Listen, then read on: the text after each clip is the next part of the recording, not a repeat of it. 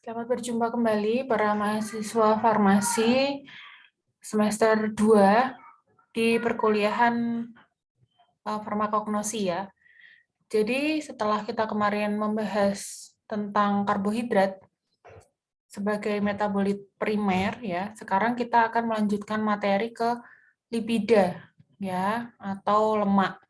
Nah, lipid atau lemak ini juga merupakan jenis dari metabolit primer juga ya. Nah, sekarang kita lihat terlebih dahulu apa itu lipid ya.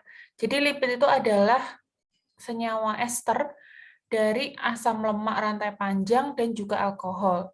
Nah, mungkin di SMA kita sudah pernah mempelajari bahwa ester itu adalah saat suatu alkohol ya direaksikan dengan suatu asam ya.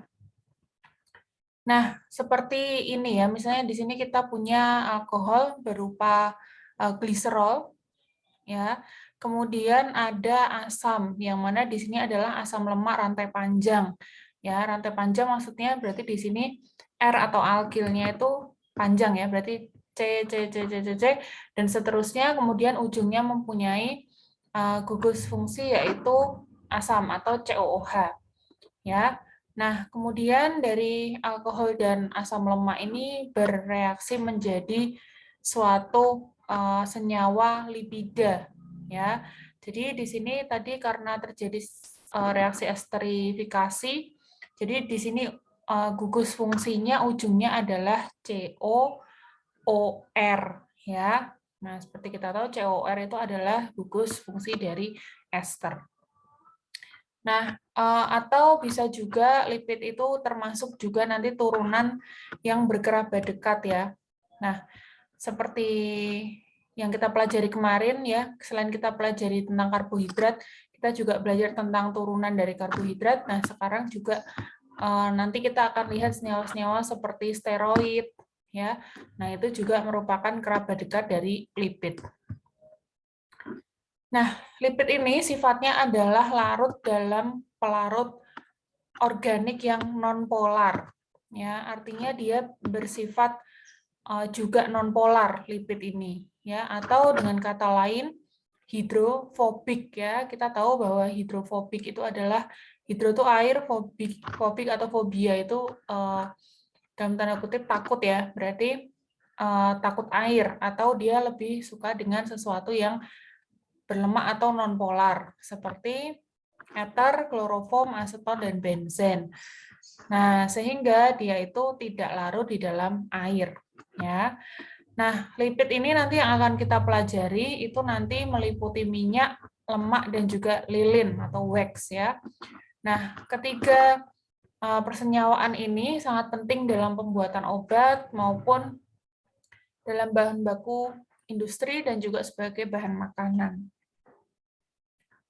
Nah, ini ya tadi kita sudah menyinggung bahwa kita akan mempelajari minyak, lemak, dan juga lilin. Ya, nah sebenarnya apa perbedaan di antara ketiga ini, walaupun ketiganya ini termasuk ke dalam keluarga lipida. Ya, jadi kalau minyak itu, ya alkoholnya, tadi kan kita sudah belajar bahwa lipid itu adalah ester dari alkohol dan asam lemak ya. Nah, kalau minyak itu alkoholnya berupa gliserol yang tadi, seperti yang di struktur yang gambar yang pertama tadi. Kemudian dalam suhu ruang itu bentuknya adalah cair. Nah, itu disebut dengan minyak. Kemudian kalau lemak itu alkoholnya juga gliserol, tapi dalam suhu ruang dia itu berwujud semi padat atau padat. Ya, jadi beda wujudnya. Kemudian lilin, kalau lilin itu alkoholnya adalah alkohol rantai panjang, ya jadi R atau alkilnya itu panjang C, C, C, C, C, dan seterusnya. Nah, contohnya adalah setil alkohol. Bentuknya dalam suhu ruang itu juga berupa padat ya, lilin atau wax. Nah, pada suhu ruang atau suhu biasa, minyak dari tanaman itu atau yang misalnya diekstrak dari tanaman seperti minyak kelapa, kemudian minyak sawit dan seterusnya ya, minyak goreng yang sering kita pakai itu kan minyak sawit. Nah, itu berbentuk cair. Nah, sedangkan lemak dari hewan itu biasanya berbentuk padat, ya seperti lanolin, ya adepslane itu dan seterusnya. Nah, tetapi ada dua perkecualian ya, seperti cocoa butter atau minyak dari coklat.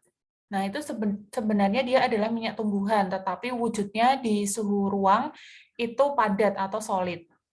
Nah, kemudian minyak ikan. Minyak ikan itu minyak dari hewan, tetapi berbentuk cair ya. Nah, seperti kita mungkin dulu waktu kecil sering dikasih minyak ikan gitu sama orang tua kita ya, bentuknya tuh seperti kapsul lunak gitu ya, yang dalamnya itu minyak atau biasanya cod liver oil seperti itu. Ya. Nah, itu minyak dari hewan tetapi bentuknya cair. Ini kita skip aja. Nah, minyak itu ya, minyak dan lemak itu dari tanaman itu diperoleh dengan cara pengepresan. Ya, bisa dengan cara pengepresan dingin atau cold press oil, kemudian pengepresan panas atau hot press oil. Nah, nanti saya akan memberikan sebuah pertanyaan ya tentang bagaimana cara membuat minyak kelapa dengan cara cold press oil versus hot press oil ya. Jadi intinya pengepresan dingin itu tidak menggunakan bantuan panas atau panasnya itu sangat kecil. Nah, kalau pengepresan panas atau hot press oil itu menggunakan bantuan panas gitu ya. Nah, seperti sekarang mungkin kalau yang cewek-cewek, apakah kalian tahu sekarang di dunia kosmetik juga sedang hype tentang face oil ya atau minyak untuk wajah gitu. Nah, itu banyak sekali mereka yang dalam istilahnya dalam produknya itu menyebutkan bahwa mereka menggunakan metode cold press oil ya. Coba deh kalau kalian punya minyak atau face oil yang untuk wajah, kalian lihat di situ mungkin ada tulisan cold press oil. Seperti jenis-jenis minyak yang sering digunakan untuk wajah itu misalnya grapeseed oil atau sunflower oil, jojoba ya, nulisnya jojoba, bacanya jojoba. Nah, dan seterusnya. Ya, itu sekarang juga sedang hype di dunia kosmetik. Nah, kemudian untuk minyak dari tanaman, kemudian untuk lemak hewan, biasanya dia dipisahkan dulu dari jaringan hewan yang lain, kemudian dipanaskan, kemudian dipisahkan dengan dekantasi atau penyaringan, ya seperti itu. Nah, misalnya kita ingin membuat lemak atau minyak dari ayam ya, udah pernah belum ya? Nah, itu caranya menggunakan bagian yang banyak jaringan lemaknya seperti kulit atau kalau orang Jawa bilang brutu ya. Brutu tuh kayak pantat ayam itu. Kemudian dipanaskan di atas wajan gitu ya. Nah, nanti sampai dia keluar sendiri minyaknya, kemudian baru disaring.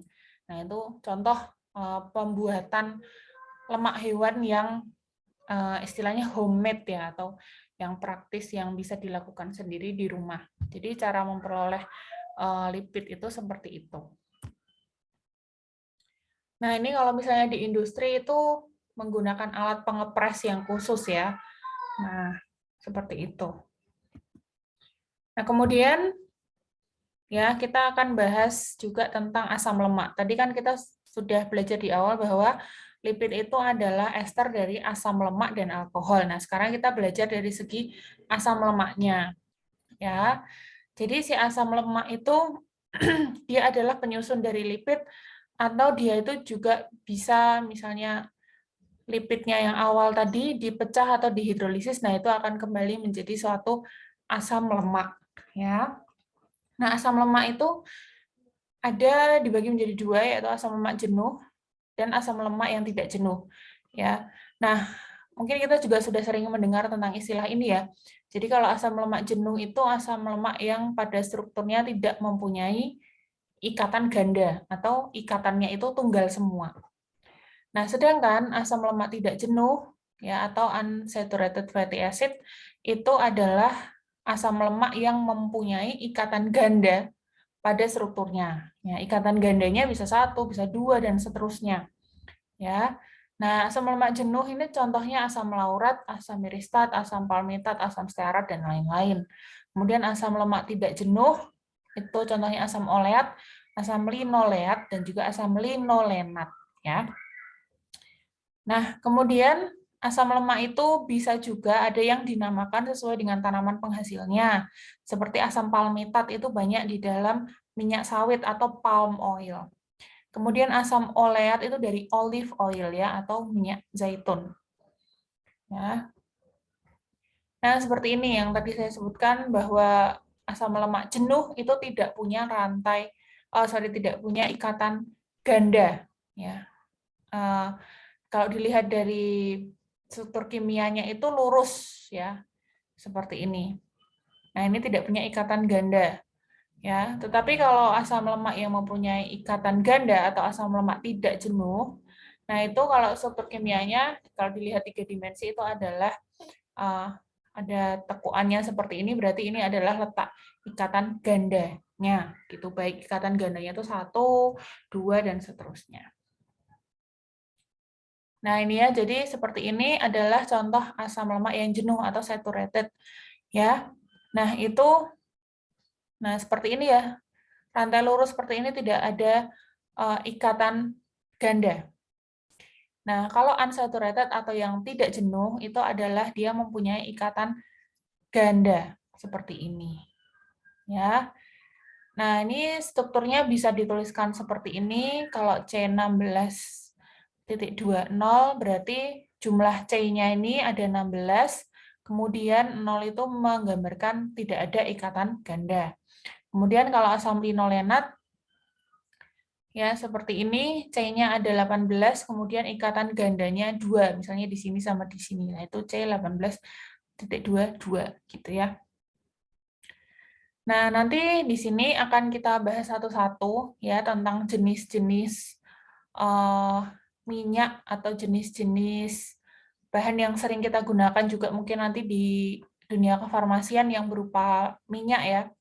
Nah, itu yang pertama adalah jenis minyak yang mengandung asam lemak jenuh. Misalnya coconut oil atau minyak kelapa dan juga palm oil atau minyak sawit yang sekarang sedang harganya lagi mahal-mahalnya ya. Nah, itu minyak sawit yang sering kita gunakan untuk menggoreng. Nah, kemudian ada yang kedua dan ketiga ini adalah minyak yang dia mengandung asam lemak tidak jenuh. Nah, asam lemak tidak jenuh itu kan dia mempunyai ikatan ganda ya, jadi double bond seperti ini. Nah, kalau minyak tak jenuh tunggal berarti dia asam lemaknya itu ikatan gandanya hanya 1. Oke, ya ikatan gandanya hanya 1 seperti ini. Kemudian untuk minyak tak jenuh ganda berarti dia itu jenis-jenis minyak yang mengandung asam lemak di mana asam lemaknya itu tidak jenuh dan mengandung ikatan gandanya itu 2 atau lebih. Ya seperti ini, 1, 2 gitu. Nah, itu termasuk dalam jenis-jenis minyak tak jenuh ganda. Ya, atau di dalam dunia awam ya, kita sering juga mendengar MUFA dan PUFA ya, yaitu monounsaturated fatty acid atau minyak tak jenuh tunggal. Kemudian PUFA, PUFA, poly unsaturated fatty acid, berarti minyak tak jenuh ganda, artinya ikatan gandanya atau double bond-nya itu ada lebih dari 1, gitu ya.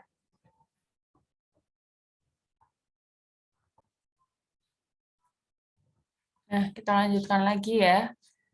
Nah, nanti akan kita bahas satu persatu mana saja yang termasuk dalam minyak jenuh, minyak tak jenuh tunggal, dan juga minyak tak jenuh ganda. Nah, yang pertama adalah minyak jenuh ya. Dia banyak mengandung asam lemak yang sifatnya jenuh atau tidak mempunyai ikatan ganda. Contohnya asam laurat dan asam miristat. Ya, di sini kita punya coconut oil atau minyak kelapa, itu bisa dibuat dari buah kelapa atau Cocos nucifera. Kemudian dia berbentuk semi solid pada suhu 20 derajat ya. Nah, kegunaannya dia itu banyak digunakan dalam pembuatan sabun, jadi sabun batangan yang sekarang ini sering kita pakai untuk mandi, atau sabun cair juga ya, itu aslinya dia adalah menggunakan, atau pembuatannya itu menggunakan minyak dan juga basa. Ya, nah jadi yang sering kita gunakan itu bisa berupa minyak kelapa, minyak zaitun dan seterusnya. Nah, itu dari sabun. Ya, sampo kemudian juga untuk suplemen diet. Nah, kemudian yang kedua adalah minyak sawit atau palm oil. Dia berasal dari tanaman atau pohon sawit, ya. Nah, dia itu mengandung campuran suatu senyawa triasil gliserol, mempunyai asam yang proporsinya itu sebenarnya hampir sama antara asam lemak jenuh dan asam lemak tidak jenuh. Nah, dia digunakan sebagai minyak goreng, kemudian dalam pembuatan margarin. Ya. Nah, kemudian untuk minyak tak jenuh tunggal atau monounsaturated fatty acid. Nah, contohnya yang pertama adalah castor oil atau minyak jarak. Ya. Nah, dia berasal dari biji Ricinus communis atau tanaman jarak. Ya. Nah, dia itu sering digunakan sebagai katartik. Katartik itu laksatif atau pencahar atau sesuatu yang membuat kita atau memicu pembuangan BAB gitu ya. Nah, itu katartik. Memang dia minyak jarak ini tidak dikonsumsi, maksudnya tidak dimakan atau diminum gitu tidak ya. Dia biasanya digunakan untuk pencahar ya, penggunaannya secara oral. Kemudian juga dalam pembuatan sabun, pelumas mesin dan sebagainya ya, nah minyak jarak ini sering digunakan. Nah, kemudian minyak tak jenuh tunggal yang selanjutnya adalah olive oil atau minyak zaitun dari buah olive ya. Nah, warnanya kuning pucat atau kuning kehijauan ya. Kemudian dia ini sering digunakan dalam pembuatan sabun juga. Buatan sabun tadi selain menggunakan minyak kelapa juga bisa menggunakan campuran minyak kelapa dan minyak zaitun. Kemudian sebagai liniment atau pembuatan seperti salep dan sebagainya ya, sebagai emolian atau bahan pelembab, nah sebagai laksatif juga dan juga sebagai bahan makanan untuk salad dan memasak. Ya, nah olive oil ini banyak juga mengandung asam oleat ya. Nah ini yang juga baik untuk kesehatan. Nah kemudian yang ketiga adalah peanut oil atau minyak kacang ya dari biji kacang. Nah dia juga sebenarnya dia juga masih mengandung asam lemak tidak jenuh ya. Nah, tetapi juga dia mengandung beberapa jenis asam lemak yang tidak jenuh. Seperti itu. Nah, gunanya juga untuk lubrikan atau pelumas, kemudian makanan, digunakan juga untuk sabun, dan juga membantu sebagai pelarut untuk injeksi intramuskuler ya dalam dunia farmasi.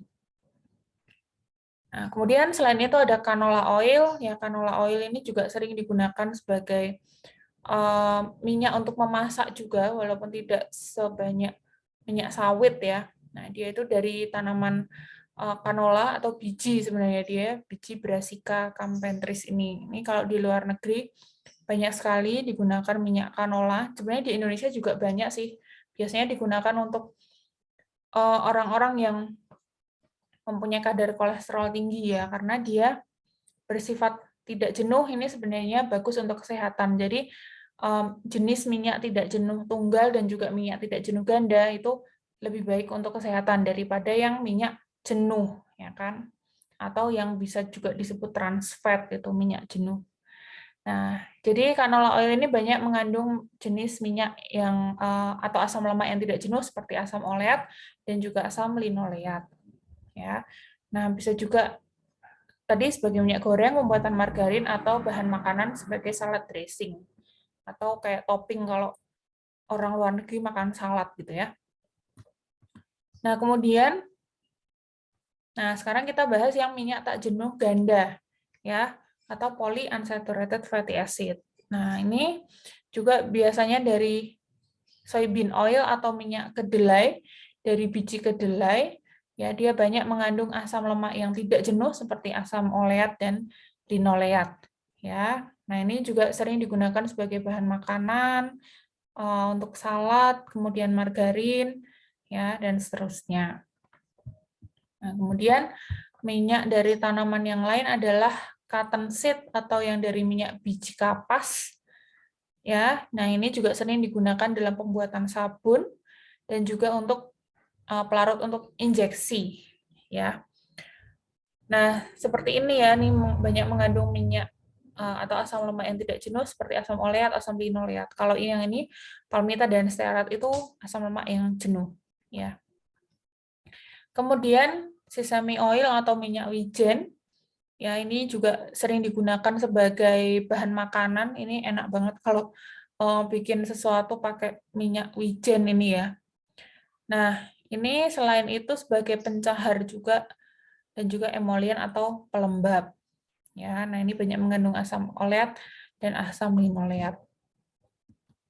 Nah, kemudian ada yang lain juga almond oil atau minyak almond dari biji almond atau Prunus amygdalus.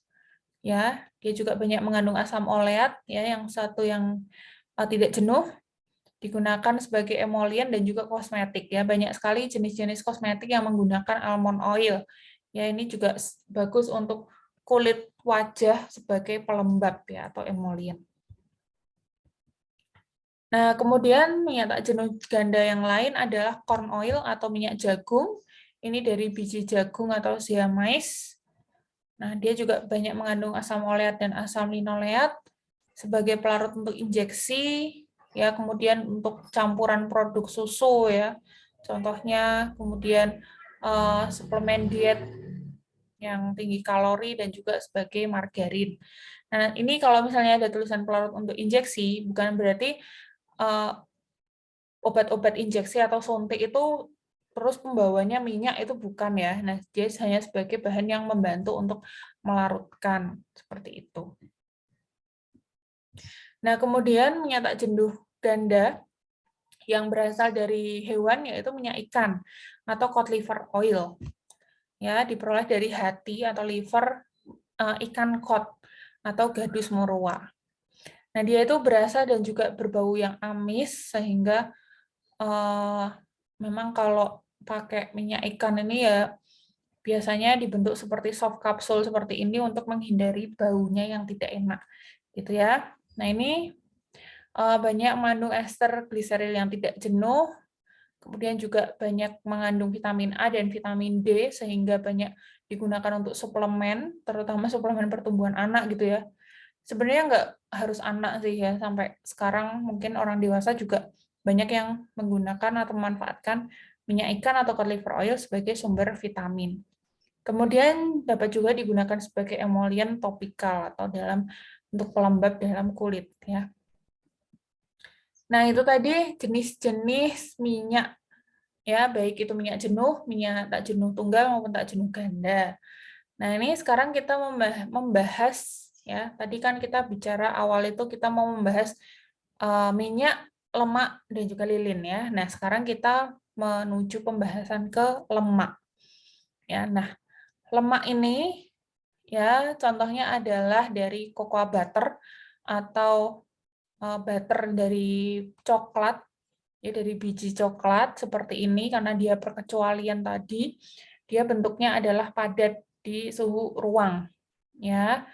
Nah, rasa dan baunya tuh seperti coklat. Nah, walaupun dia bersifat padat di suhu ruang, dia itu bisa melebur jika dipanaskan dalam suhu 30-35 derajat Celcius. Nah, dia ini sangat berguna bagi pembuatan sediaan farmasi, ya. Nah, terutama sebagai basis suppositoria. Masih ingat ya? Walaupun kemarin praktikumnya masih luring, ya kalian belajar apa itu suppositoria. Nah, basisnya salah satunya adalah cocoa butter, ya atau lemak coklat. Nah, dia banyak juga mengandung asam lemak. Ada asam lemak tidak jenuh dan juga asam lemak jenuh seperti asam palmita dan asam stearat. Nah, kemudian yang kedua adalah lanolin. Lanolin ini sebenarnya hampir sama dengan adepslane ya. Jadi kalau lanolin itu mengandung air, ya adepslane yang mengandung air itu lanolin. Jadi dia asalnya sebenarnya sama dengan lanolin yaitu dari lemak bulu domba, ya. Nah, dia itu sering digunakan sebagai basis salep ya kalau dalam dunia farmasi. Basis salep yang menyerap air, kemudian juga krim dan juga kosmetik jenis-jenis yang lain. Nah, itu lanolin sering sekali digunakan. Nah, kandungannya adalah ester asam lemak, kolesterol, ya dan seterusnya. Nah, kemudian pembahasan yang selanjutnya setelah minyak dan lemak itu adalah lilin. Ya, nah, lilin ini itu dia adalah ester yang berasal dari alkohol rantai lurus dengan berat molekul yang tinggi dan asam lemak. Ya. Nah, tadi kita sudah belajar kan di awal. Nah, kalau lipid itu ester dari alkohol dan asam lemak gitu kan. Nah, kalau lilin itu alkoholnya itu rantai lurus dan berat molekulnya tinggi karena banyak terdapat C di situ ya. Nah, seperti ini. Jadi alkohol rantai panjang itu ya C C C C C C C C C ya. Terus nah, kemudian ujungnya adalah OH. Ya, jadi dia adalah alkohol rantai lurus yang berat molekulnya tinggi karena atom karbonnya itu ada banyak. Misalnya di sini contohnya itu ada kalau di total berarti berapa nih? 30 ya. 1 kemudian 28 sama di sini 1. Nah, seperti itu. Nah, dia ester dari alkohol rantai lurus dengan berat molekul tinggi dengan satu jenis asam lemak gitu ya. Nah, kemudian pada tanaman, sebenarnya lilin itu berguna sebagai pelindung terhadap penetrasi atau hilangnya air. Ya, jadi misalnya pada permukaan daun itu kan ada yang mengandung lilin, sehingga permukaan daun itu kadang rasanya licin gitu kalau kita pegang gitu ya. Nah, dia untuk menghalangi kehilangan air yang terlalu banyak pada tanaman gitu. Nah, lilin dari tanaman itu ada lilin carnauba atau carnauba wax, dan juga lilin bayberry atau bayberry wax. Kemudian lilin juga ada yang asalnya dari serangga seperti lugwax dan juga beeswax atau lilin lebah ya. Ini lilin lebah yang sering kita gunakan di dunia farmasi juga. Nah, kegunaannya lilin ini banyak digunakan sebagai bahan salep dan juga krim ya atau sebagai kosmetik.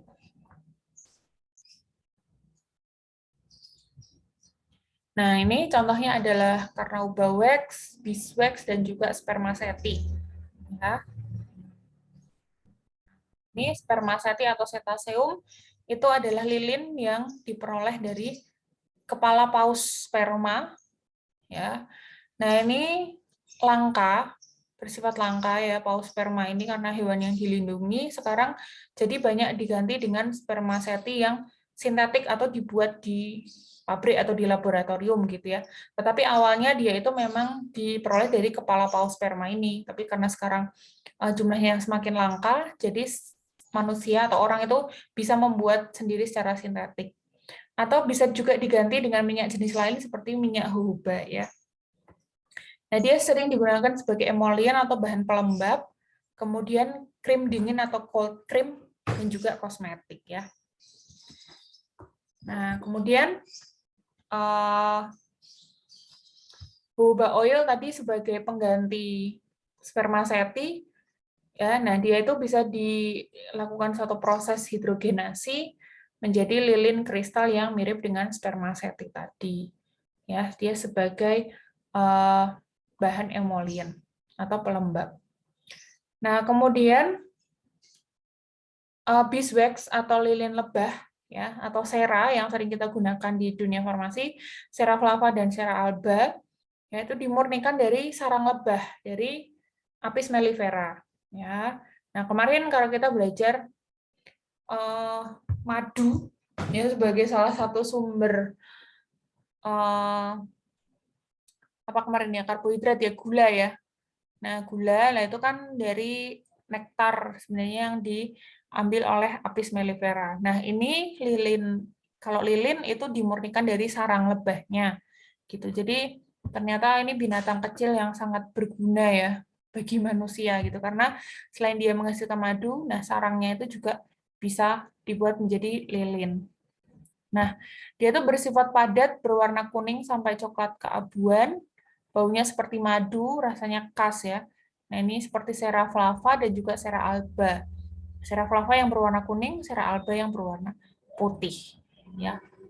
Nah, ini sering sekali digunakan dalam dunia farmasi, pembuatan salep, krim, dan juga beberapa jenis kosmetik lainnya. Nah, kemudian yang juga sering digunakan yaitu carnauba wax atau lilin carnauba. Sebenarnya dia itu dari tanaman ya, atau dari daun Copernisia. Ya.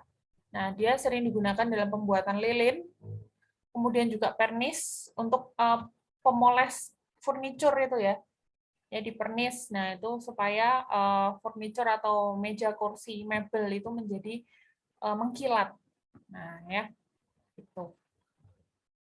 Nah, ini nanti untuk materi steroid, nanti silakan kalian baca sendiri, tinggal 3 slide terakhir. Ya, ini juga suatu keluarga dari lipid ya, atau masih berkerabat dengan lipid. Ya, cuman strukturnya berbeda. Nanti silakan kalian baca sendiri materi tentang steroid. Ya. Nah, mungkin itu saja untuk materi lemak atau lipid yang bisa kita bahas pada hari ini. Ya, untuk minggu depan nanti kita akan memulai membahas tentang metabolit sekunder. Ya, nah untuk metabolit primernya sampai hari ini dulu ya. Oke, terima kasih telah menyimak video ini. Nanti kita kembali ke pertemuan minggu depan. Terima kasih.